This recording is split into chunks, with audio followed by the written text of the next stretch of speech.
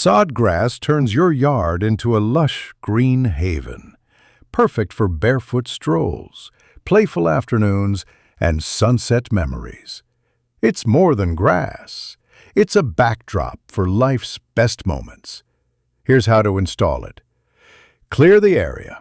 Remove old grass, weeds, and debris. Prepare the soil. Loosen, level, and ensure good drainage. Fertilize and water.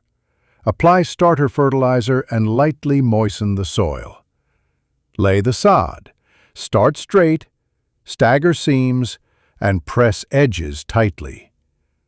Roll and water. Use a roller for contact, then water thoroughly and keep moist for 2 weeks.